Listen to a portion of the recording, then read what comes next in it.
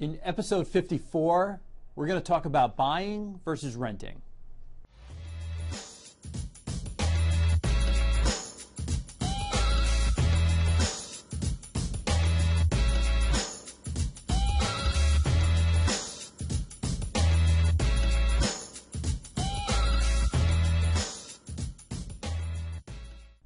Welcome to the Mullooly Asset Show. I'm your host, Tom Mullooly, and this is episode 54. So I say this at the beginning of a lot of these videos, but where do we get these questions? You gave it to us. When you have a question, you're probably not the only one who's thinking the same thing. Get in touch with us, and you may see it on a future video. So these questions that we've been getting are great. We cover them on our videos. We also cover them on our podcasts as well. So, Tim, what are we going to be talking about today? I'm thinking about moving. Would you recommend buying a place or renting? Okay, big question, and it's something that there's really no right answer for. So let's just weigh the pros and cons. I have pros and cons for each side, buying versus renting. On the rent side, I think you really need to consider renting as a short-term situation. It's really not a long-term fix for what you may be looking for. Let's face it, you're writing that rent check every month and nothing's happening. It's not like you're paying down a mortgage or you're building up equity. It's something that I think really makes a lot of sense. Now, there are some pros to this in the sense that you don't have maintenance. When something breaks, you call your landlord and you have them fix it. You don't have to worry about insuring the property. Sure, you want to look at renter's insurance because, someone breaks into your house. You want to insure your stuff. But you don't have to worry about insuring the property. So maintenance and insurance, those are big things that really come into play when you're considering renting. Depending on the finances involved, it may give you an opportunity to save money for a home. There's a lot of folks, they'll work in the city and they'll get a job up there and they wind up rooming with, someone they know to help save money on the rent, or two people or three people that they know. It gives them a chance to live and work close by, but also sock some money away for saving a home. If you are renting a home, it's going to be really hard to save money for a home. Just understand it's really hard to do. It's like making two mortgage payments or two rental payments each month when you're trying to sock money away.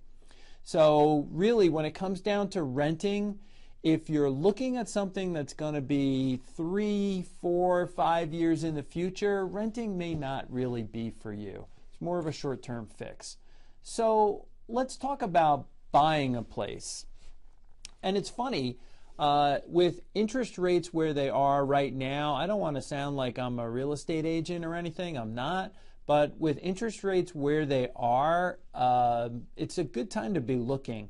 Also, we're still feeling the effects of the real estate collapse in 2007 and 8, and there's still some decent priced bargains out there if you really commit to looking around.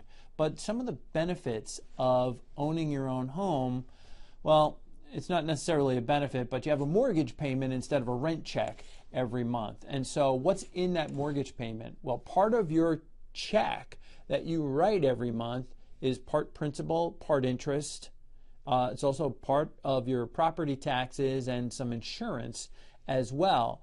Now, one of the things, Tim, we should probably make a video about amortization, since a lot of people don't understand it, is your mortgage is amortized in most cases.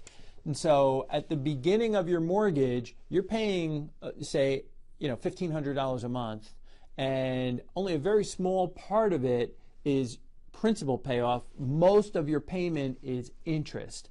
And then as time goes by, the principal part of your check gets bigger and bigger and bigger, and then when you get near the end of your mortgage, you're going to find that your payment is almost all principal, very little interest. That's the concept behind an amortized loan, not a loan with simple interest. So you're actually buying your way into full ownership of the house. That's really great, and I'll tell you, I remember when my parents burned their mortgage, they had a mortgage burning party when they finished paying it off. That's something you don't hear about anymore.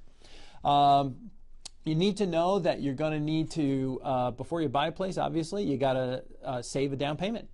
You also have to save for closing costs. You have to save. You also have money available to pay for your prorated taxes and the insurance as well.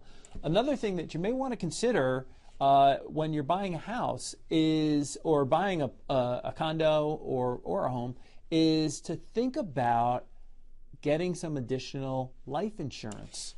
What happens to you? Mortgage still stays. That's got to get paid.